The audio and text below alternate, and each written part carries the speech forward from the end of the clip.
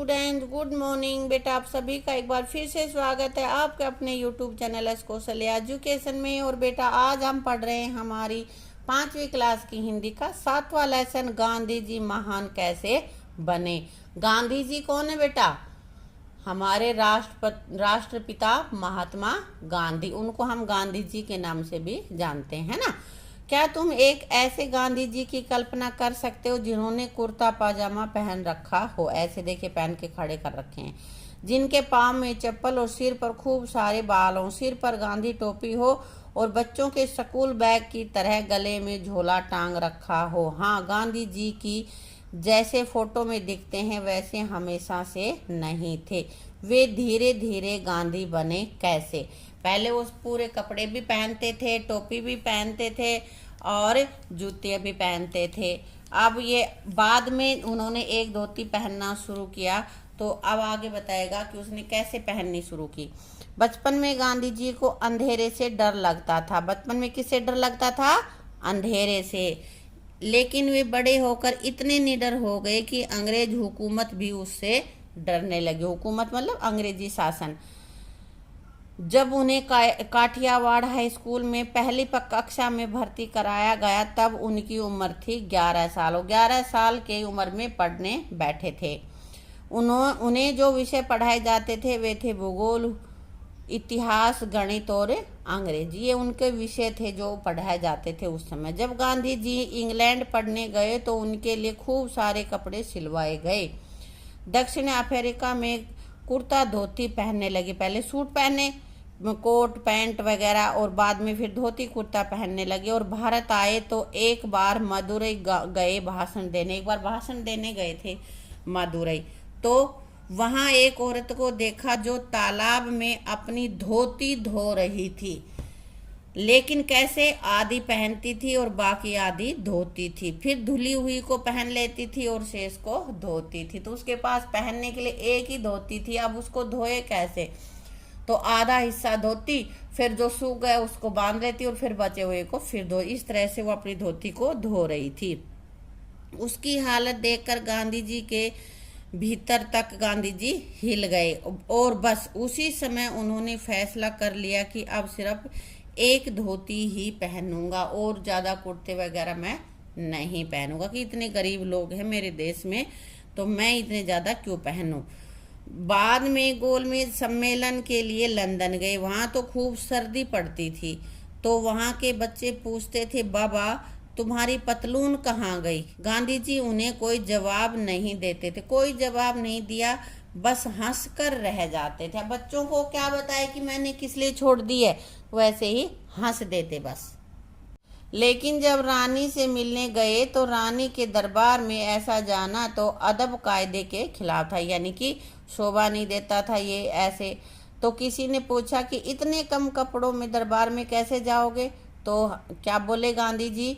फिक्र मत करो, तुम चिंता मत करो, तुम्हारे राजा ने हम दोनों के बराबर के कपड़े अकेले ही पहन रखे होंगे, कि मेरे हिस्से के भी उसने ही पहन रखे होंगे, यानी कि बहुत सारे कपड़े वो पहने हुए होंगे। गांधी जी लिखते थे एक बढ़िया पेन से। वह पेन एक दिन चोरी हो गया। बहुत अच्छा पेन था गांधी जी के पास, एक दिन वो चोरी हो गया। लिखने बैठे तो पाया कि पेन है ही नहीं। उसी समय एक बच्चे ने अपनी पेंसिल दे दी, कहा लो बाबा इससे लिख लो। उन्होंने लिखकर देखा, अरे वाह, इससे तो अच्छा लिखा जाता है और स्याही वगैरह भरने का झंझट भी नहीं है। तो उन्होंने तय कर लिया कि अब पेंसिल से ही लिखेंगे। और पेंसिल से उन्होंने पहली चिट्ठी किसे लिखी जानते हो? बताओ। भारत के वायसराय को चिट्ठी लिखी। लिखते लिखते पेंसिल छोटी हो जाती तो उस पर कागज की भोकली लगाकर धागे से बांध लेते, यानी कि पीछे कागज का बांध लेते और उसको टाइट कर देते धागे से। दरअसल इन सब के पीछे कोई सनक नहीं थी, बल्कि गांधी जी की यह सोच थी कि जब हमारे देश के अधिकांश लोग गरीब हों, कि हमारे देश में बहुत से लोग गरीब हों, तो आपको फिजूल खर्ची और दिखावा नहीं करना चाहिए। अगर आप सचमुच अपने देश और देशवासियों से प्यार करते हैं तो आपको कम से कम में काम चलाना चाहिए और सादगी का महत्व समझना चाहिए। ये नहीं कि दूसरों को दिखाने के लिए बहुत ज़्यादा वेस्ट कर दें हम। आप बड़े कहलाएंगे अपने विचारों से और अपने काम से, न कि अपने कपड़ों से। एक बार उनकी प्रार्थना सभा में कुछ अमीर आदमी सज धज कर आ गए तो गांधी जी ने उन्हें डांट दिया। जैन धर्म में भी अपरिग्रह पर काफी जोर दिया जाता है। अपरिग्रह मतलब जो आवश्यक नहीं है उन चीजों को भी इकट्ठा कर लें, ये होता है अपरिग्रह। अपरिग्रह यानी कि फालतू के चीजें जमा मत करो। बस गांधी जी को तो जहां भी कुछ अच्छा लगता अपना लेते, तो उन्होंने अपरिग्रह को भी अपना लिया। मतलब वो भी मानने लग गए इस बात को कि भाई जो चीज वेस्ट है उसको हम इकट्ठा ना करें, जिसकी हमें कोई विशेष आवश्यकता नहीं है। गांधी जी के 3 बंदर बहुत मशहूर हैं। दरअसल यह एक खिलौना था जो कुछ चीनी बच्चों ने गांधी जी को भेंट किया था, लेकिन गांधी जी ने उन्हें अपने जीवन का साथी बना लिया।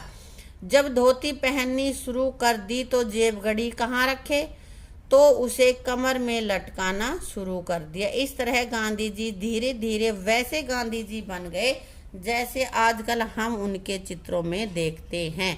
ये बेटा ये लेख लिखा है स्वयं प्रकाश जी ने, ठीक है। और इसमें बताया है कि गांधी जी कैसे जो आज के चित्रों में हम गांधी जी देखते हैं वो गांधी जी बन गए, ठीक है। अब बेटा हम इसके करते हैं वर्ड मीनिंग, शब्दार्थ। अदब कायदे, अदब कायदे मीन्स शिष्टाचार। अपरिग्रह अनावश्यक धन और वस्तुओं का संग्रह न करना। झंझट परेशानी। फिक्र परवाह। फिजूल खर्ची व्यर्थ का खर्च, बेकार का खर्च होता है, जिसकी जरूरत नहीं है तो भी खर्च कर दे। वायसराय भारत में अंग्रेजों का सबसे बड़ा अधिकारी, कि उस समय अंग्रेजों का शासन था ना हमारे देश में, और उनका ही हमारे यहाँ पे अधिकारी होता था। हुकूमत शासन, ठीक है। अब बेटा कर लेते हैं इसके प्रश्न उत्तर। पहला प्रश्न हमारे पास है, बचपन में गांधी जी को किससे डर लगता था? किससे डर लगता था? बचपन में गांधी जी को अंधेरे से डर लगता था। गांधी जी ने सिर्फ एक धोती पहनने का फैसला कब किया? जब उसने देखा कि एक महिला एक धोती को आधे हिस्से को धो रही है, आधे को पहन रही है, फिर जो पहना हुआ उसको धो रही है, जो धोया था उसको सुखा के पहन रही है, तो उसने निर्णय ले लिया था कि मैं सिर्फ एक ही धोती पहनूंगा। जब गांधी जी ने देखा कि एक महिला धोती को आधा धोकर पहनती है और उसको सूखने के बाद उसे पहनकर शेष धोती धो रही है, तभी से गांधी जी ने सिर्फ एक धोती पहनने का फैसला लिया। आगे है, गांधी जी सादगी का समर्थन क्यों करते थे? गांधी जी के अनुसार जब देश के अधिकतर लोग गरीब हों तो आपको दिखावा और फिजूल खर्ची नहीं करनी चाहिए, है बेटा। गांधी जी के 3 बंदर वास्तव में क्या थे और उन्हें किसने भेंट किया था? क्या थे बेटा? यह वास्तव में एक खिलौना था जो कुछ चीनी बच्चों ने गांधी जी को भेंट किया था। गांधी जी ने चिट्ठी लिखने के लिए पेंसिल का प्रयोग क्यों किया? बेटे एक बार उनका पेन गुम हो गया था ना, तो एक बच्चे ने उसको पेंसिल दे दी उनको कि इससे लिख लो, तो क्योंकि इसमें स्याही भरने का भी कोई झंझट नहीं था। गांधी जी को बड़ा पसंद आया कि इसमें तो स्याही भी नहीं भरनी है बेटा। अब आगे है, जब आप किसी व्यक्ति को गरीब या बेबस की स्थिति में पाते हैं तो मन में क्या ख्याल आता है? कि भगवान ऐसा किसी को ना करे, हम उसकी कुछ जो सहायता कर सकते हैं वो उसकी सहायता कर देते हैं, है ना बेटा। गांधी जी को बचपन में अंधेरे से डर लगता था। आपको किससे डर लगता है और क्यों? बताओ बेटा। किसी को शेर से लगता होगा, किसी को डोगी से लग रहा होगा, किसी को अंधेरे से, है ना। जिसको जो लगता है वो यहाँ पे लिख लेगा। अब आगे है, गांधी जी का पूरा नाम लिखो। गांधी जी का पूरा नाम क्या था? मोहनदास करमचंद गांधी।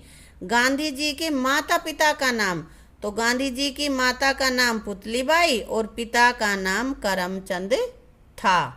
गांधी जी को सबसे पहले महात्मा किसने कहा? उनको कहते हैं ना महात्मा गांधी, तो किसने कहा था? श्री रविंद्रनाथ टैगोर ने।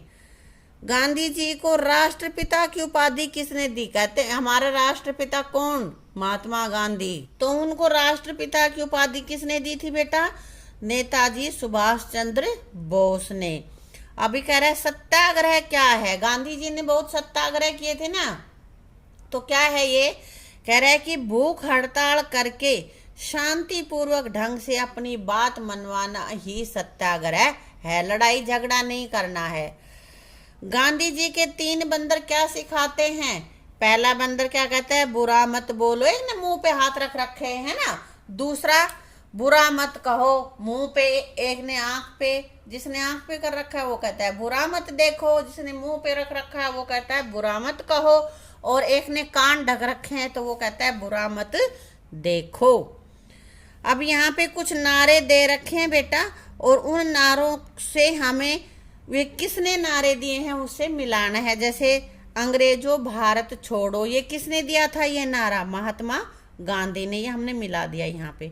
स्वराज्य मेरा जन्म सिद्ध अधिकार है, ये कहा था बाल गंगाधर तिलक ने।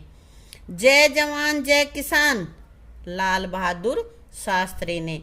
तुम मुझे खून दो मैं तुम्हें आजादी दूंगा, ये किसने कहा था बताओ?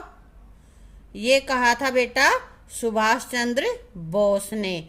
और इनकलाब जिंदाबाद, ये कहा था भगत सिंह ने। ठीक है, तो बेटा ये हमारे कुछ नारे थे, और ये नारे तुम्हें अच्छे से याद होने चाहिए। ठीक है, आगे है सुने बोलें और लिखें। यहाँ पे इनको बोलना है और तुम्हें यहाँ पे लिख देना है। क्षत्रिय छत्री, कक्षा इच्छा, डाल ढाल, डलिया लड़िया, ये यहाँ पे लिखने हैं सारे ऐसे ही। ठीक है, यहाँ पे कुछ ऐसे वस्त्र दे रखे जैसे धोती कुर्ता एक साथ बोला जाता है ना, ऐसे ही और कौन से परिधान है जो साथ बोले जाते हैं? जैसे पाजामा कुर्ता, लहंगा चोली, चुन्नी भी हो सकती है, यहाँ पे चुन्नी भी लिख सकते हैं बेटा।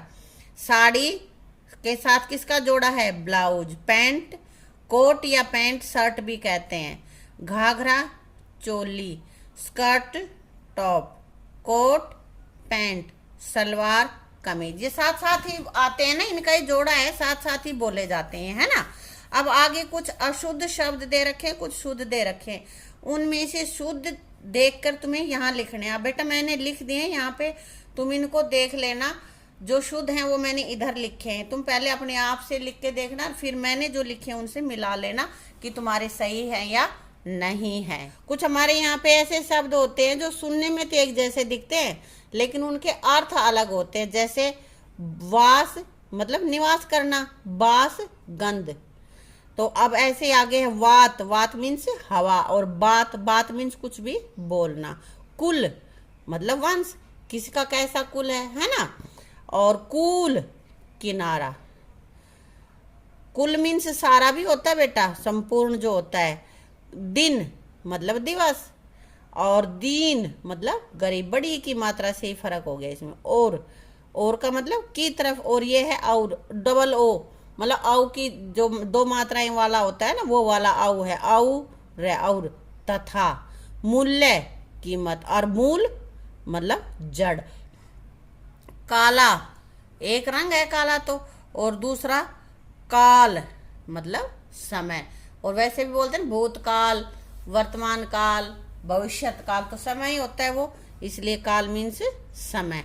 ग्रह, ये वाला ग्रह तो होता है जैसे हमारे सौर मंडल में है ना, मंगल बुध पृथ्वी आदि ग्रह हैं, और यहाँ पे ये है गृह, इसका मतलब होता है घर, बोलने में इसको भी ग्रह ही बोल देते हैं। तो इसका मतलब होता है जहाँ पे री की मात्रा लगी हुई है वो होता है घर, और जिसके नीचे रे लगा होता है ग्रह, ये होता है सौर मंडल के ग्रह।